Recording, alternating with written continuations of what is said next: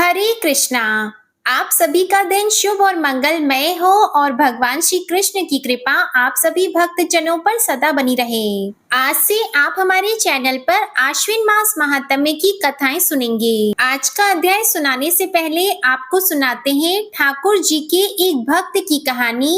और ठाकुर जी का भक्त भी कोई ऐसा वैसा नहीं बल्कि खानदानी चोर था। अब देखिए, जिस पर प्रभु की कृपा हो जाए, जिस पर ठाकुर जी प्रसन्न हो जाए, फिर तो वह चाहे कोई भी हो, उस पर तो ठाकुर जी को कृपा करनी ही होती है। जब मन में ठान ले कि यह मेरा भक्त है और मुझे इसको सही मार्ग पर लाना है, तो वह अपने भक्त को सुधारने के लिए कुछ भी कर सकते हैं। कथा के अनुसार ठाकुर जी के एक भक्त थे घाटम जी। अब श्री घाटम जी जो थे वह कोई ऐसे वैसे नहीं थे बल्कि बचपन से ही चोर थे, यानी कि उनके पैदा होते ही उन्हें चोरी करने के संस्कार दिए गए थे। चोरी करना, डाका डालना, लूटपाट करना, ये सब घाटम जी का खानदानी व्यवसाय था। यानी कि घाटम जी के दादा परदादा सब कोई चोर डकैत थे। जाने माने चोर डकैत किसी को नहीं छोड़ते थे, चाहे कोई भी उनके रास्ते में आ जाए। उन्होंने कभी 1 रुपए की चीज तक बाजार से नहीं खरीदी। जितने भी सामान उनके घर पर थे वह सब लूटपाट का था।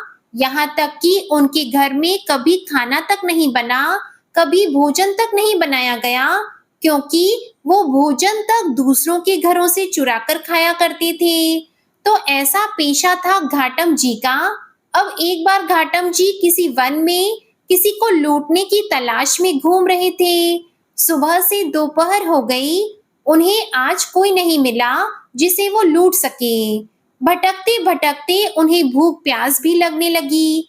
अब आपके मन में एक प्रश्न भी उठ रहा होगा कि आखिरकार एक चोर को इतना सम्मान देकर क्यों पुकारा जा रहा है और वो ठाकुर जी का इतना प्रिय भक्त क्यों था। तो देखिए, एक बार वो जो घाटम जी थे वह एक वन में घूम रहे थे। सोच रहे थे कि दिन भर से भूखा प्यासा हो, आज तो कोई ऐसा व्यक्ति भी नहीं आया जिसके पास भोजन हो। कुछ भोजन पा लिया जाता तो मेरा पेट भर जाता। अब भटकते भटकते वह घने जंगल में पहुंच गए। उन्होंने देखा कि किसी वृक्ष के नीचे आंसू बहाते हुए कोई संत महाराज बैठे हुए हैं। वह संत भगवान के ध्यान में मगन थे, आंखें बंद थी और भगवान का मन ही मन दर्शन कर रहे थे। तो जब इस तरह से दर्शन कोई सच्चे मन से करता है तो अनायास उनकी आंखों से आंसू बहने लगते हैं, जो प्रेम के आंसू होते हैं और भक्ति के आंसू होते हैं। तो वह संत महाराज भी भगवान के ध्यान में मगन थे। कहते हैं ना कि संतों के दर्शन से पाप तत्काल ही नष्ट हो जाते हैं। तीर्थों का तो लाभ बहुत समय बाद मिलता है, लेकिन अगर किसी संत के दर्शन हो जाए तो उनके दर्शन का जो पुण्य है वो उसी क्षण मिल जाता है। घाटम जी ने उन संत महाराज को देखा तो उनके पास गए। उनके हृदय में बड़ा आनंद उमड़ पड़ा। थोड़ी देर पहले तो वह सोच रहे थे कि चलकर इन्हीं संत महाराज को लूटा जाए, लेकिन अचानक ही उनका मन परिवर्तित हो गया। तब उन्होंने सोचा, चलो थोड़ी देर इन संत महाराज के पास चलकर बैठा जाए। कहाँ तो घाटम जी कभी किसी को नमस्कार तक नहीं करते थे। अब उनका मन यह हुआ कि उन संत महाराज को झुककर प्रणाम करें, और फिर उन्होंने सिर झुकाकर संत महाराज को प्रणाम भी किया। अपने इतने बड़े जीवन में उन्होंने पहली बार किसी को प्रणाम किया था। अब जब उन संत ने देखा कि कोई उन्हें प्रणाम कर रहा है तो संत महाराज को भी बड़ा आनंद हुआ। सोचने लगे कि इस जीव पर, इस मनुष्य पर ठाकुर जी की कृपा हुई है। अब घाटम जी सोचने लगे कि ऐसा कौन सा सुख है जिससे बिना किसी भोजन सामग्री और व्यवस्था के भी इनके आंसू प्रवाहित हो रहे हैं। घाटम जी को लगा कि उनके पास कोई महान सुख है, तभी तो उनका चेहरा इतना खिला हुआ है, इतने प्रसन्न है और मारे खुशी के उनके आंसू बह रहे हैं। घाटम जी अपने ही बारे में सोच रहे थे घाटम जी को इतना विचार मगन देखकर संत महाराज कहने लगे कि बैठ जाओ, जल्दी तो नहीं है तुम्हें जाने की। घाटम जी ने कहा, नहीं, जल्दी नहीं है। ऐसा कहकर वह संत महाराज के पास में बैठ गए। महात्मा जी कहने लगे कि देखो बेटा, यह जीवन बड़ा कीमती है। इस जीवन को सदैव भगवान के चरणों में, ठाकुर जी के चरणों में लगाए रखना चाहिए। कभी कोई गलत काम नहीं करना चाहिए। अब थोड़ी देर इधर उधर की बातें होती रही, कुशल मंगल पूछी गई। इसके बाद संत महाराज जी ने घाटम जी से उनके कामकाज के बारे में पूछा, जैसा कि अक्सर लोग एक दूसरे से पूछ लिया करते हैं। घाटम जी ने बताया कि महाराज जी, मैं तो चोरी करता हूँ, डाका डालता हूँ, लूटपाट करता हूँ। तो महात्मा जी ने सोचा शायद यह उपहास कर रहा है। उन्होंने फिर से पूछा तो वो कहने लगे, महाराज, मैं बिल्कुल सत्य कह रहा हूँ। मेरा तो खानदानी पेशा है लूटपाट करना। हमारे घर में कभी कोई चीज खरीदी नहीं जाती, बल्कि चोरी करके लाई जाती है। अब महात्मा जी ने सुना तो कहने लगे कि अरे भाई, यह तो बड़ा निंदनीय काम है। दूसरों का धन चुराने से, उन्हें दुख देने से इस लोक और परलोक में सब कुछ नष्ट हो जाता है। तुम्हारे ऊपर भगवान की कृपा हुई है, ठाकुर जी की कृपा हुई है कि तुम्हें आज मेरे दर्शन मिले, मेरा संग तुम्हें प्राप्त हुआ है।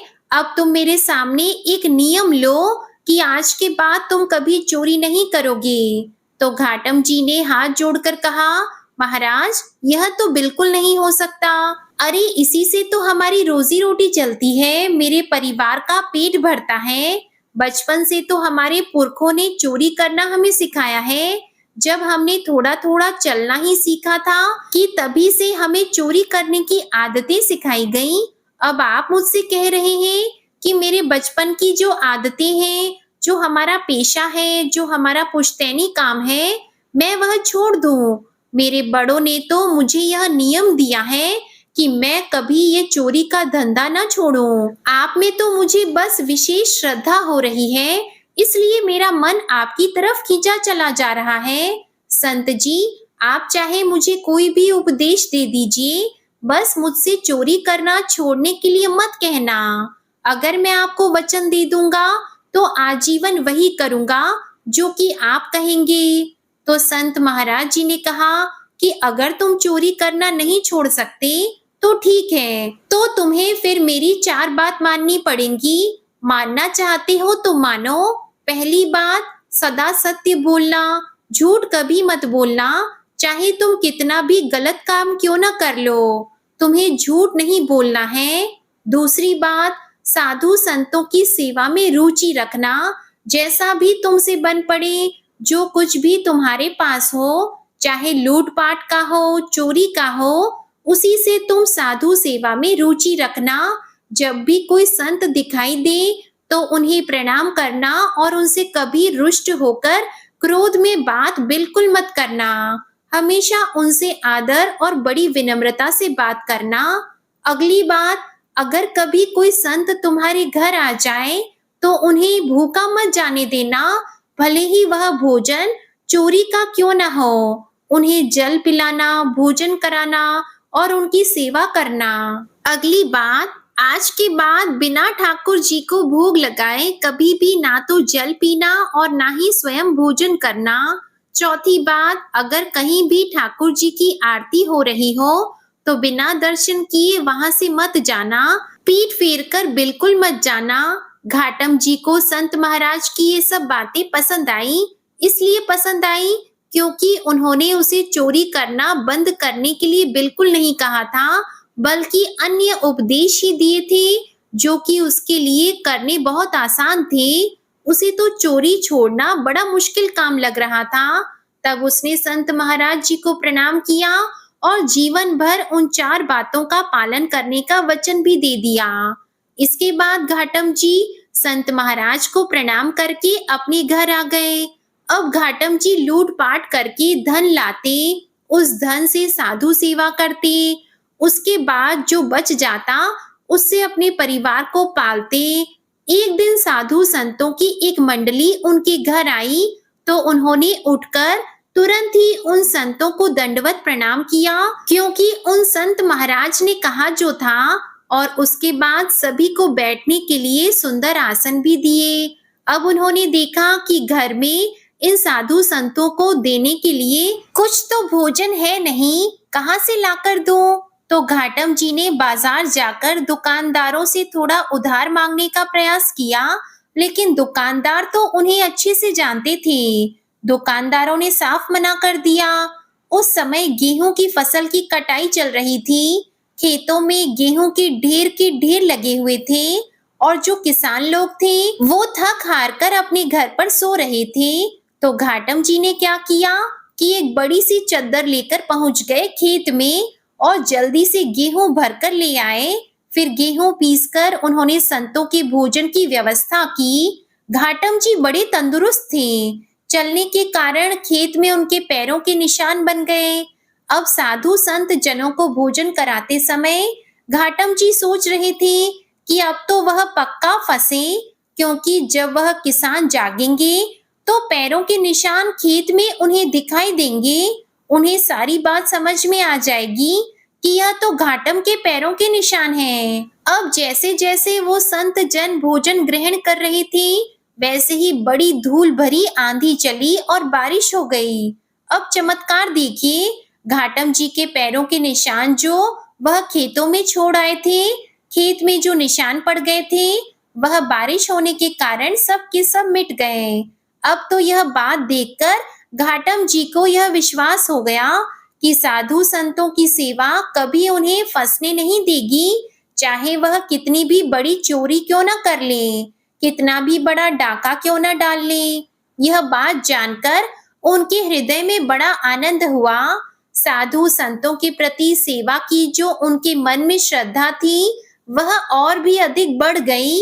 अब एक बार की बात है, कोई उत्सव हो रहा था, तो घाटम जी ने सोचा कि गुरुदेव के पास चलते हैं।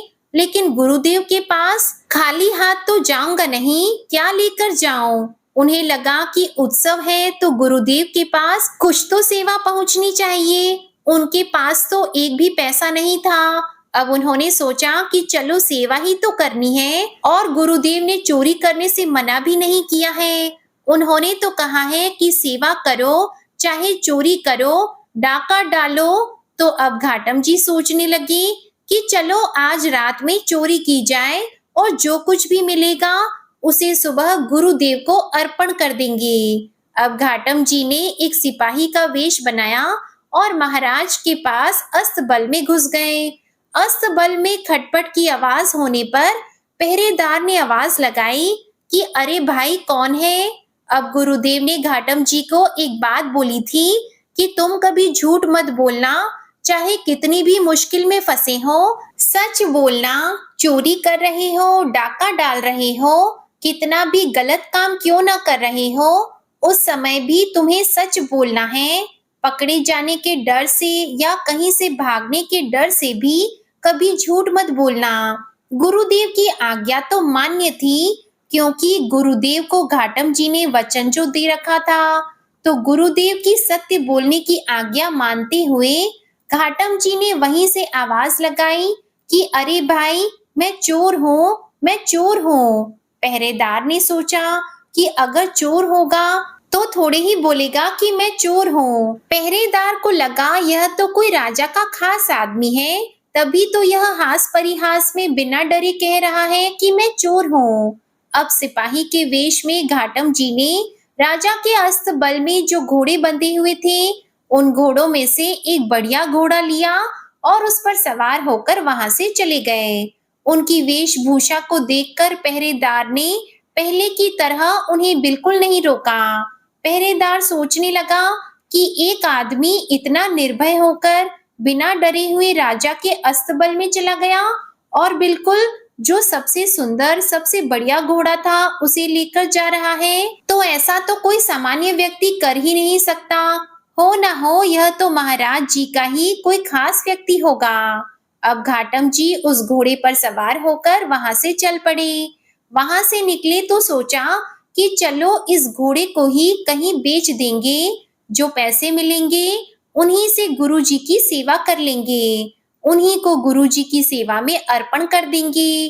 घोड़े के साथ वो चलते जा रहे थे कि रास्ते में सुबह-सुबह का समय था। ठाकुर जी की मंगला आरती हो रही थी। अब उन्होंने सोचा कि गुरु जी की यह भी तो आज्ञा है कि अगर कहीं आरती हो रही हो तो दर्शन जरूर करना चाहिए। ऐसी जगह से पीठ फेर कर कभी मत जाना।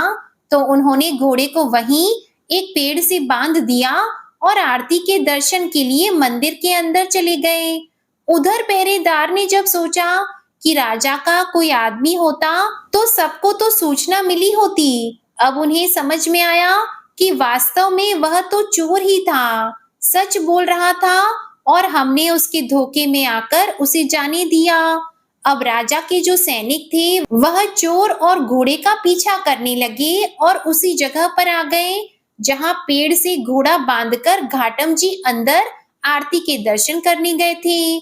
सिपाहियों ने इधर-उधर नजरें घुमाई तो घाटम जी तो उन्हें कहीं नजर नहीं आए, बल्कि घोड़ा जरूर नजर आया। घोड़ा वही था, कद काठी वही थी, लेकिन यह बड़ा आश्चर्य था कि उसका रंग बदल गया था। काले रंग का घोड़ा जो था वह अब सफेद रंग का हो गया था। सिपाही वहीं पेड़ के नीचे खड़े हो गए कि घोड़ा तो यही है, पर यह तो काला था, यह सफेद कैसे हो गया। इतने में ही आरती के दर्शन करके घाटम जी मंदिर से बाहर आ गए। सिपाहियों ने देखा तो पकड़ लिया कि बताओ यह घोड़ा वही है ना जो तुम रात में चुरा कर लाए थे। घाटम जी कहने लगे, हाँ मैं वही चोर हूँ जो घोड़ा चुरा कर ले गया था। सिपाही पूछने लगा कि अरे भाई वह घोड़ा तो काला था, यह तो सफेद है, यह सफेद कैसे हो गया। तो घाटम जी बोले, यह तो आश्चर्य की बात है, यही तो मैं भी सोच रहा हूँ कि यह सफेद कैसे हो गया। तब घाटम जी बोले, मुझे नहीं पता, यह तो ठाकुर जी ही जाने। मेरे गुरुदेव ने तो यह कहा था कि अगर कहीं आरती हो रही हो तो ठाकुर जी के और आरती के दर्शन करना। मैं तो बस दर्शन करने गया था, बाहर आकर देखा तो काला घोड़ा सफेद हो चुका है। यह तो गुरु जी का या ठाकुर जी का ही कोई चमत्कार होगा। अब यह बात सुनकर सारे सिपाही भी हैरान रह गए। अब उन्होंने घाटम जी और घोड़े को साथ लिया और राजा के पास पहुंचकर सारी बात बताई। घाटम जी के सच बोलने और अपने गुरु के वचनों पर दृढ़ निष्ठा देखकर राजा बड़ा प्रभावित हुआ। राजा ने कहा, तुम चोर हो लेकिन सच बोलते हो, तुम्हारा मन एकदम साफ, एकदम पवित्र है और तुम संतों की आज्ञा का पालन करते हो, इसलिए घोड़े का रंग बदल गया। अब तो महाराज कहने लगे कि जो ठाकुर जी अपने भक्तों के लिए ऐसा कर सकते हैं, उनकी तो निश्चित ही हमारे ऊपर भी कृपा होनी चाहिए और कृपा तभी होगी जब हम आपका सम्मान करेंगे। अब तो महाराज ने अपनी बहुत सारी संपत्ति घाटम जी के नाम कर दी। संपत्ति लेकर मान सम्मान प्राप्त करके घाटम जी अब गुरु चरणों के दर्शन करने के लिए गए। घाटम जी की अब तो अपने गुरु पर श्रद्धा और बढ़ गई। सोचने लगे कि मुझ जैसे चोरी करने वाले को जहां राजा से दंड मिलना चाहिए था, सजा मिलनी चाहिए थी, वहां मुझे सम्मान मिला। वे गए और अपने गुरुजी को भेंट समर्पित की। उसके बाद वे उत्सव में शामिल हुए। फिर उन्होंने निश्चय करके गुरुदेव जी से कहा कि गुरुजी, आपने जो मुझसे पहली बार चोरी करने के लिए मना किया था, आज से मैं नियम लेता हूँ कि अब मैं अपने पूरे जीवन कभी चोरी नहीं करूंगा। आपकी कृपा से अब मुझे पता लग गया है कि जो काम मैं अब तक करता आ रहा था, यह तो बड़ा गलत काम था। घाटम जी ने अब निश्चय कर लिया कि वह कभी चोरी नहीं करेंगे। घाटम जी को अब सत्संग सुनते और साधुओं की सेवा करते हुए बहुत दिन बीत गए थे। उनके मन में आया कि ठाकुर जी कैसे दिखते हैं, कभी उनसे मिलना भी तो चाहिए। इतने समय से मैं ठाकुर जी की सेवा कर रहा हूँ, आज तक मैंने तो कभी उनके दर्शन नहीं किए। अब तो मैं ठाकुर जी से मिलकर ही रहूंगा। इस तरह वह ठाकुर जी को ढूंढने लगे। ठाकुर जी कहीं नहीं मिले तो घाटम जी को अब गुस्सा आ गया। एक दिन उन्होंने ठाकुर जी से बड़ा नाराज होकर कहा ठाकुर जी, एक बात तो बताइए, पहले मैं बिना स्नान किए भोजन पाता था, अब मैं आपके लिए स्नान करने के बाद भोजन पाता हूँ और पहले आपको अर्पित करता हूँ, उसके बाद स्वयं खाता हूँ। पहले मैं कभी कंठी माला नहीं पहनता था, कभी तिलक नहीं लगाता था, पूजा नहीं करता था। अब मैं आपके लिए अपने गले में कंठी भी धारण करता हूँ, माथे पर तिलक भी लगाता हूँ। किसके लिए करता हूँ ठाकुर जी? आपके लिए ही तो ना, आपको प्राप्त करने के लिए ही तो करता हूँ प्रभु जी। मैं इतने समय से यह सब कर रहा हूँ, आप मेरे लिए क्या कर रहे हैं बताइए? अब आप मुझे ये बताइए कि आप मुझे कब दर्शन देंगे? वो मन ही मन ठाकुर जी से बात कर रहे थे कि इतनी ही देर में उनकी बात सुनकर ठाकुर जी तत्काल ही प्रकट हो गए। अब जिस पर ठाकुर जी की कृपा हुई हो, भला वह भव सागर के बंधन में बंधा रह सकता है क्या? ठाकुर जी ने घाटम जी को ताड़ दिया और उसी क्षण उन्हें मोक्ष प्राप्त हो गया और वे ठाकुर जी के धाम बैकुंठ लोक को चले गए। सत्संग के प्रभाव से घाटम जी का पूरा जीवन बदला। कहाँ तो वह पहले बचपन से ही चोरी करते थे, हर समय यह सोचा करते थे कि आज कहाँ जाकर चोरी करनी है, आज किसको लूटना है, कहाँ से भोजन चुराना है, कहाँ से सोना चांदी लूटना है। अब कहाँ वे हर समय ये सोचा करते कि ठाकुर जी की सेवा कैसे करनी है, ठाकुर जी को कैसे पाना है। इस तरह से जब उनके मन में ठाकुर जी के प्रति लगन लगी, तो आखिरकार उन्होंने ठाकुर जी को पा ही लिया और यह सब हुआ अच्छी संगत के कारण। अगर साधु संत जनों के सत्संग में रहेंगे, तो इसी तरह से भगवान को पाने की हमारे मन में जो श्रद्धा है, इच्छा है, जो लगन है, वह और भी बढ़ जाएगी। इस संसार से, मोह माया से हमारा जो पिंड है, वह छूटेगा, मोह माया के बंधन कटेंगे और ठाकुर जी की कृपा से हमें भी बैकुंठ लोक की प्राप्ति होगी। इस कथा के बाद अब सुनिए आज का अध्याय। आज आपको एक कथा सुनाते हैं जो हमारे पाप कर्मों से संबंधित है। आखिरकार हमारे पाप कहाँ कहाँ जाते हैं, इस संदर्भ में एक कथा है। इसी संदर्भ में एक बार एक ऋषि ने सोचा कि अपने अपने पाप धोने के लिए सभी लोग गंगा जी में जाते हैं, ऐसे में सारे पाप तो गंगा जी में ही समा जाते हैं और इस तरह तो गंगा जी भी पापी हो जाएंगी। तब उन ऋषि ने यह जानने के लिए कि आखिर यह पाप जाता कहाँ है, बड़ी कठिन तपस्या की। तब उनकी कठिन तपस्या से भगवान प्रसन्न हुए और प्रकट होकर उन्हें दर्शन दिए। ऋषि ने उन्हें प्रणाम करके पूछा कि हे भगवान, कृपया बताइए कि गंगा जी में जो पाप धोया जाता है वह कहाँ जाता है। तब भगवान बोले कि चलो इस बारे में गंगा जी से ही पूछते हैं। ऋषि और भगवान दोनों ने ही गंगा जी से पूछा कि हे गंगे, सब लोग आपके यहाँ पाप धोते हैं, तो इसका मतलब क्या आप भी पापी हुई? गंगा जी ने कहा, मैं भला कैसे पापी हो गई, मैं तो सभी पाप लेकर समुद्र को अर्पित कर देती हूँ। इसके बाद ऋषि और भगवान समुद्र के पास गए और उनसे पूछा, हे सागर, गंगा सभी पाप आपको अर्पित कर देती है, तो फिर क्या आप पापी हो गए? समुद्र ने कहा कि मैं पापी भला कैसे हुआ, मैं तो सभी पाप को भाप बनाकर बादल बना देता हूँ। अब ऋषि और भगवान दोनों ही बादलों के पास गए और पूछा, हे बादल, समुद्र पापों को भाप बनाकर बादल बना देते हैं, फिर तो आप पापी हो गए। बादलों ने कहा, मैं कैसे पापी हुआ, मैं तो सभी पापों को वापस पानी बना देता हूँ और धरती पर गिरा देता हूँ। इससे ही अन्न उपजता है, इसे ही मनुष्य खाता है और उस अन्न में जो अन्न जिस मानसिक स्थिति में उगाया जाता है और जिस वृत्ति से प्राप्त किया जाता है और जिस मानसिक अवस्था में खाया जाता है, उसी के आधार पर मनुष्य की मानसिकता बनती है। यही कारण है कि कहा जाता है, जैसा खाए अन्न वैसा बनता मन। जिस वृत्ति से अन्न प्राप्त किया जाता है और जिस मानसिक अवस्था में खाया जाता है, यानी कि क्रोधित अवस्था में, संतुष्ट अवस्था में, खुश होकर जिस अवस्था में भी अन्न खाया जाता है, वैसे ही विचार मनुष्य के बन जाते हैं। ऐसे में हमेशा भोजन शांत रहकर ही ग्रहण करना चाहिए। अन्न जिस धन से खरीदा जाए वह धन भी परिश्रम का होना चाहिए। वह धन कभी दूसरों को दुखाकर, दूसरों को सताकर कमाया हुआ नहीं होना चाहिए। जब पांडव और कौरव महाभारत के युद्ध को चले, तब राजा धृतराष्ट्र ने कहा कि मैं भी युद्ध देखने चलूं।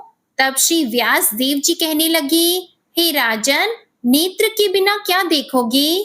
तब राजा ने कहा, हे प्रभु जी, देखूंगा नहीं तो सुन ही लूंगा। तब व्यास जी ने कहा, हे राजन, तुम्हारा सारथी संजय जो कुछ भी महाभारत के युद्ध की लीला कुरुक्षेत्र में होगी वह तुझे यहाँ बैठे ही सुना देगा। व्यास देव जी के मुख से यह वचन सुनकर संजय ने विनती की, हे प्रभु, यहाँ हस्तिनापुर में बैठे मैं कुरुक्षेत्र की लीला कैसे जानूं और राजा को किस प्रकार कहूंगा? तब व्यास जी ने प्रसन्न होकर संजय को यह वचन कहा कि हे संजय, मेरी कृपा से तुझे यहाँ ही सब कुछ दिखाई देगा। व्यास जी के इतना कहते ही उसी समय संजय की दिव्य दृष्टि हो गई। अब संजय महल में बैठे बैठे ही राजा धृतराष्ट्र को महाभारत के कुरुक्षेत्र का आंखों देखा हाल सुना रहे थे। महाभारत का कौतुक देखकर कहते हैं, राजन सुनो, 7 अक्षौहिणी सेना पांडव की और 11 अक्षौहिणी सेना कौरव की एक साथ कुरुक्षेत्र में एकत्रित हो गई। धृतराष्ट्र ने पूछा, हे संजय, धर्म के क्षेत्र कुरुक्षेत्र में युद्ध की इच्छा से एकत्र हुए मेरे और पांडु पुत्रों ने अब क्या किया? तो संजय ने कहा, पांडवों की सेना की व्यूह देखकर दुर्योधन आचार्य द्रोण के पास जाकर कहने लगे, हे आचार्य, देखिए आपके शिष्य बुद्धिमान पथपुत्र ने पांडवों को बड़ी सेना की कैसी व्यू रचना की है। इस सेना में अर्जुन, भीम जैसे बड़े बड़े धनुर्धारी वीर, विराट महारथी, व्यूधान, द्रुपद, दृष्टकेतु, चेकितान, बलवान काशीराज, नरों में श्रेष्ठ शौर्य, पराक्रमी अभिमन्यु, बलवान उत्तमौजा अभिमन्यु और द्रौपदी के पुत्र सब के सब महारथी हैं। हे ब्राह्मण श्रेष्ठ, आपके स्मरण का अर्थ अब मैं अपनी सेना के प्रधान सेनापतियों का नाम भी सुनाता हूँ। आप द्रोणाचार्य, पितामह भीष्म, कर्ण, कृपाचार्य, अश्वत्थामा, विकर्ण और सोमदत्त का पुत्र भूरिश्रवा जैसे योद्धा हैं जो सदैव युद्ध में विजयी रहे हैं। ऐसे अन्य अनेक शूरवीर भी हैं जो मेरे लिए अपने जीवन का बलिदान देने के लिए अनेक प्रकार के अस्त्र शस्त्रों से सुसज्जित हैं और यह सभी युद्ध विद्या में निपुण हैं। हमारी सेना का जिसके भीष्म रक्षक हैं बड़ा बल है। अब आप सब अपने अपने मोर्चों पर सावधान रहकर सेनापति भीष्म की रक्षा कीजिए। तब कुरुवंश के वयोवृद्ध भीष्म पितामह ने दुर्योधन को प्रसन्न करते हुए और ऊंचे स्वर से गर्जना करते हुए शंख बजाया। फिर वहां चारों ओर शंख, नगाड़े, ढोल, गोमुख आदि अनेक बाजे बजने लगे, जिनका बड़ा भारी भयंकर शब्द होने लगा। जिसके अनंतर सफेद घोड़ों के बड़े रथ पर स्थित माधव श्री कृष्ण और पांडव अर्जुन ने भी अपने दिव्य शंख को बजाया। श्री कृष्ण पंचजन्य और अर्जुन ने देवदत्त नामक शंख को और भीषण कर्म करने वाले भीम ने पौंड्र नामक बड़े भारी शंख को बजाया। कुंती पुत्र राजा युधिष्ठिर ने अनंत विजय नामक और नकुल तथा सहदेव ने सुघोष और मणिपुष्पक नामक शंख बजाए। श्रेष्ठ धनुष वाले काशीराज और महारथी शिखंडी एवं धृष्टद्युम्न तथा राजा विराट और कभी न हारने वाले सात्यकी, राजा द्रुपद और द्रौपदी के 5 पुत्र और बड़ी भुजा वाले सुभद्रा पुत्र अभिमन्यु आदि सभी ने अलग अलग शंख बजाए। उन शंख के भारी शब्द से आकाश और पृथ्वी गूंज उठे और धृतराष्ट्र के पुत्रों के हृदय भी कांप उठे। हे राजन, अर्जुन ने कौरवों को युद्ध के लिए प्रस्तुत देखकर धनुष उठाकर श्री कृष्ण से कहा, हे अच्युत, मेरा रथ दोनों सेनाओं के बीच में खड़ा कर दीजिए, जिससे मैं युद्ध करने वालों को देख सकूं कि इस युद्ध भूमि में मुझे किन किन के साथ युद्ध करना चाहिए। मैं उनको भी देख सकूं जो यह राजा लोग यहाँ पर धृतराष्ट्र के दुर्बुद्धि पुत्र दुर्योधन के हित की इच्छा से युद्ध करने के लिए एकत्रित हुए हैं। संजय ने कहा, हे राजन, अब अर्जुन की बात सुनकर श्री कृष्ण ने भीष्म, द्रोण आदि वीरों के सामने उत्तम रथ को खड़ा करके कहा, हे वीर, युद्ध के लिए तत्पर इन कौरवों को देख लो। अर्जुन ने चाचा, बाबा, गुरु, मामा, भाई, पुत्र, पौत्र, मित्र, ससुर और स्वजनों को शस्त्रों से सुसज्जित हो अपने ही सब बंधु बांधवों को खड़ा देखकर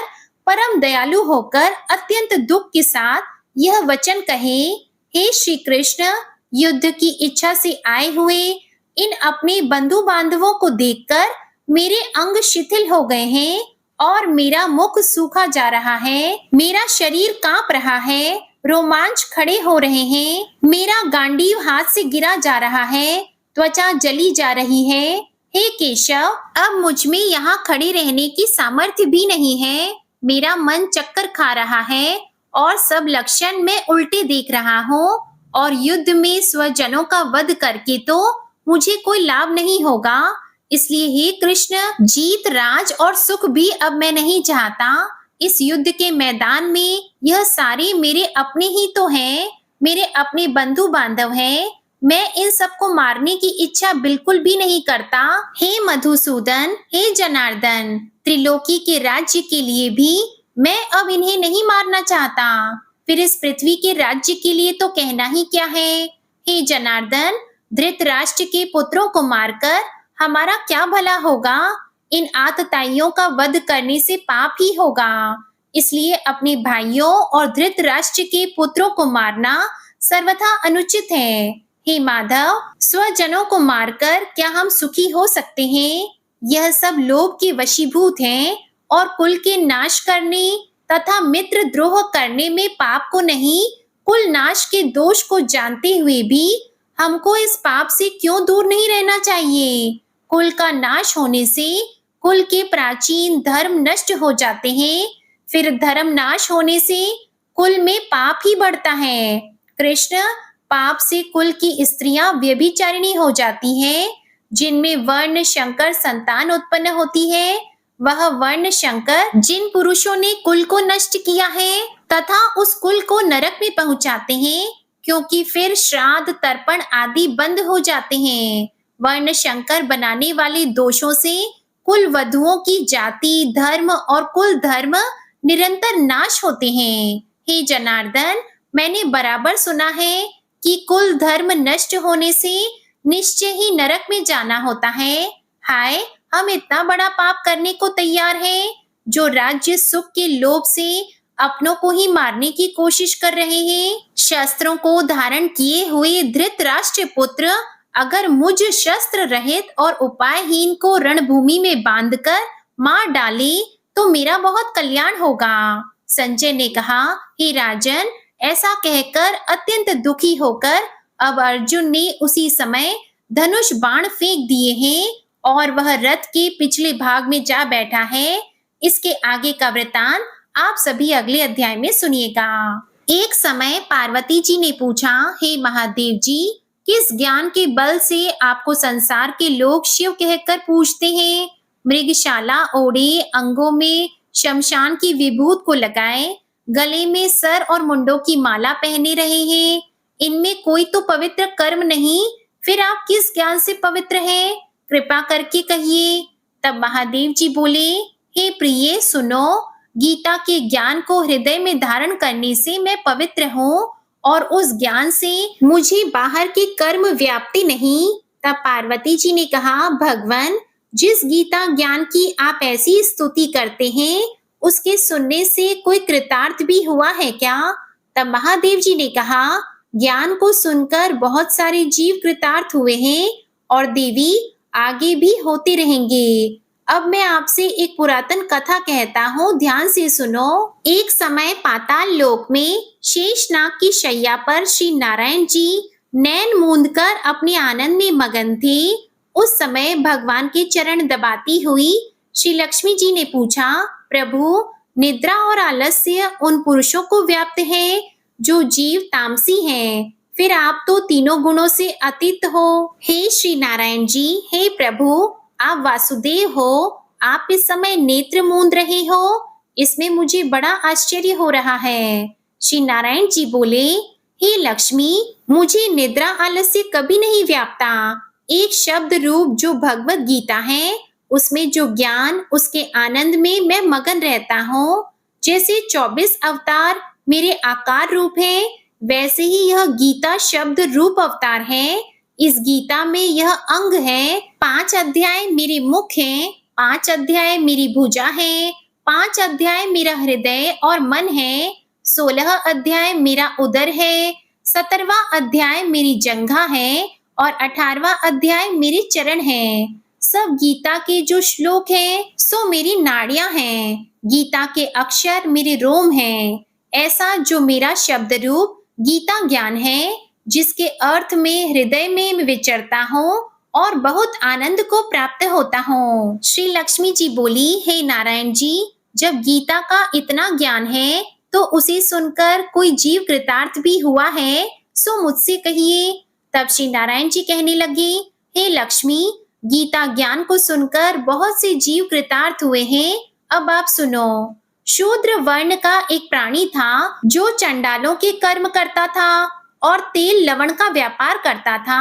उसने एक बार बकरी पाली। एक दिन वह बकरी चलाकर बाहर वृक्षों के पत्ते तोड़ने लगा। वह सांप ने उसे डस लिया। तुरंत ही उसकी मृत्यु हो गई। मरने के बाद उसने बहुत सारे नरक भोगे। फिर बैल की योनि में जन्म लिया। जब बैल का जन्म पाया तो उस बैल को भिक्षुक ने मोल ले लिया। वह भिक्षुक उस बैल पर चढ़कर सारा दिन भिक्षा मांगता फिरता। जो कुछ भिक्षा मांगकर लाता वह अपने परिवारजनों के साथ मिलकर खा लेता और वह बैल सारी रात उसके द्वार पर बंधा रहता। उसके खाने पीने की कोई खबर ही नहीं लेता। बस थोड़ा सा भूसा उसके आगे डाल दिया जाता। जब दिन चढ़ता तो फिर से वह भिक्षुक बैल पर चढ़कर भिक्षा मांगता। इस तरह कई दिन बीत गए। तब वह बैल भूख का मारा एक दिन गिर पड़ा, लेकिन इतने पर भी उसके प्राण नहीं छूटे।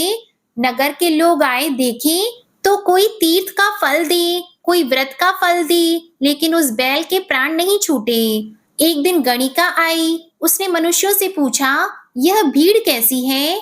तो उन्होंने कहा कि इस बैल के प्राण जा नहीं रहे, अनेकों पुण्य का फल दे दिया, तब भी इसे मुक्ति नहीं मिल रही। तब गणिका ने कहा, मैंने जो कर्म किया है उसका फल मैं इस बैल को निमित्त कर रही हूँ। ऐसा कहते ही बैल को मुक्ति मिल गई और उसने अपने प्राण त्याग दिए। तब उस बैल ने एक ब्राह्मण के घर जन्म लिया। पिता ने उसका नाम सुशर्मा रखा। जब वह बड़ा हुआ तब पिता ने उसे विद्या के लिए भेजा। तब उसको अपने पिछले जन्म की सब बात याद रही। वह अति सुंदर हुआ। उसने एक दिन मन में विचार किया कि जिस गणिका ने मुझको बैल की योनि से मुक्ति दिलाई थी उसका दर्शन करूं। वह ब्राह्मण चलता चलता गणिका के घर गया और कहा, तुमने मुझे पहचाना? तो गणिका ने कहा, नहीं, मैंने तो नहीं पहचाना। तुम कौन हो? तुम्हारी और मेरी क्या पहचान है?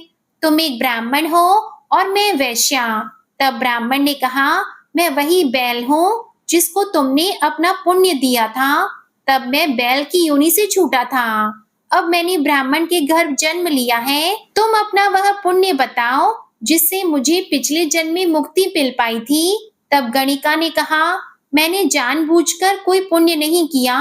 मेरे घर का तोता है, वही सवेरे कुछ पढ़ता है। मैं उसके कहे हुए वचन सुनती हूँ। उस पुण्य का फल मैंने तुम्हें दे दिया था। तब ब्राह्मण ने उस तोते से पूछा कि बताओ, तुम सवेरे सवेरे क्या पढ़ते हो? तोते ने कहा कि मैं पिछले जन्म में एक ब्राह्मण का पुत्र था। पिताजी ने मुझे गीता के पहले अध्याय का पाठ सिखाया था। फिर मैंने एक दिन गुरुजी से जाकर कह दिया कि सब कुछ तो मुझे मेरे पिता ने पढ़ाया है, मुझको आपने क्या पढ़ाया है?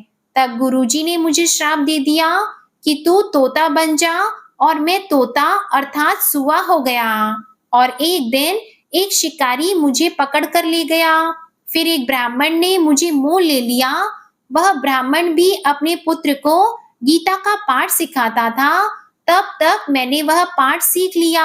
एक दिन उस ब्राह्मण के घर पर कुछ चोर आ गए। उन्हें धन तो मिला नहीं, बदले में मेरा पिंजरा ही उठाकर ले गए। उन चोरों की यह गणिका मित्र थी। मुझे इसके पास ले आए, सो मैं नित्य श्री गीता जी के पहले अध्याय का पाठ करता हूँ। यह सुनती है, पर इस गणिका की समझ में कुछ भी नहीं आता। जो मैं पढ़ता हूँ वही पुण्य इसने तुम्हें दान दे दिया था। सो श्री गीता जी के पहले अध्याय के पाठ का यह फल है। तब ब्राह्मण ने कहा, हे तोते, तू भी विप्र है, मेरे आशीर्वाद से तेरा कल्याण हो। भगवान श्री हरि कहने लगे, सो हे लक्ष्मी जी, इस प्रकार उस तोते ने गणिका को भी मुक्ति प्रदान की। गणिका ने भी भले कर्म ग्रहण किए, नित्य प्रति स्नान कर और गीता के प्रथम अध्याय का पाठ किया, जिसके फलस्वरूप उसे भी सभी पापों से मुक्ति मिल गई और अंत में मोक्ष मिला। श्री नारायण कहने लगे, हे लक्ष्मी जी, जो कोई अनजाने से भी भगवत गीता का यह पाठ पढ़ता है या सुनता है, उसे भी मुक्ति अवश्य मिलेगी। जय श्री राधे कृष्णा। आज का अध्याय समाप्त हुआ। ये अध्याय आपको पसंद आए तो वीडियो को लाइक करके चैनल भी सब्सक्राइब कीजिएगा और कमेंट में भगवान श्री कृष्ण की जय भी लिखिएगा। इसी के साथ आज आप हमारे चैनल पर पितृपक्ष की कथा और सोमवार व्रत कथा भी जरूर सुनिएगा। हरे कृष्णा।